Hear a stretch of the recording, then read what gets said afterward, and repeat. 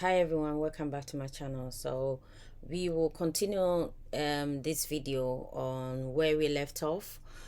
We will continue with the JWT forwarding filter class, and we are on the filter method, and we will continue where we left off from the last video. Stay tuned. So the purpose of this filter I've already mentioned, right? I said that authentication request. The filter extract the JWT from the authorization header, and that is what we are doing here.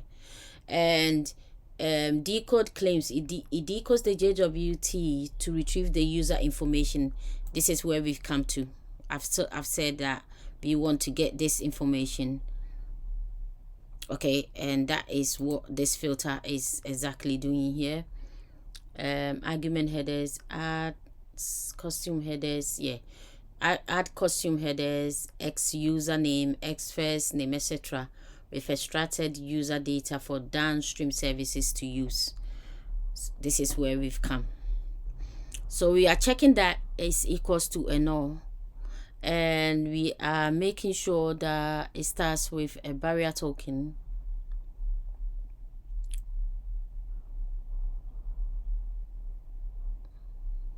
And sorry, where was I? Yeah. And then the parameters, yeah, we're saying that these variables we've set here, we said, oh, we said that the JWT use the JWT decoder dot decode this token, and then store it into a JWT variable, log it, okay. And then we say, right, take that JWT token and get claims as string, get this preferred username. The preferred username, if you remember, is this one, yeah. So it's a key and a value, right? Okay. The first name, the same thing.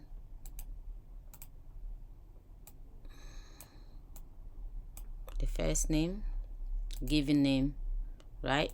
Family name is the surname, you've seen it, and email is this one. Family name, email, the key and value. All right, so that is what we are storing here. Let me go back to the top and then we carry on, because this is essentially almost towards the end. We are logging the info and say extracted user information, username, first name, last name. This is just a log for the terminal. And we saying if there is a problem, then we log it and say, right, decoder failed. Yeah, failed to decode the JWT token. We got exchange is equals to exchange the mutate, and then we say request, and then we store all this. And this is how we are building the parameters or the variables. We are storing it into a string of headers, and this is how we are passing these details downstream. We log the info of what we just collected, and then we return this filter exchange. We return it, okay. Now just extra info why we need all this annotation. I need to explain it further.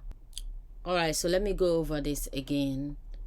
We have annotated our class which extend the WebFilter with component, and this marks the class as a string managed component, so it is picked up during application context scanning. JWT decoder, a string security utility to decode JWTs and validate their structure. So a custom admin token, but we are using a custom, okay, yeah, I mean that's what I was saying. The custom admin token was meant to be using it for the admin, and that is right here, but we don't need it. Yeah, remember I said I haven't gone into, because I haven't built the admin yet. So we've got it here, but we don't really need it. A string WebFilter but I have explained the whole thing. So this method, this filter method, which I have explained, if I'm scientifically explaining it properly, this method intercepts incoming requests, modifies them, and passes them along the filter change. Of course, I've mentioned that we are logging all this info for debug purposes, and I'll show you when we get there. I've already mentioned that we are checking the token, authorization barrier token. All right, and also we are going through a whole lot to store this, the user details here. Obviously, we after all this information which I have explained, we are setting it and then we are returning it as an exchange, and this is what we are using downstream.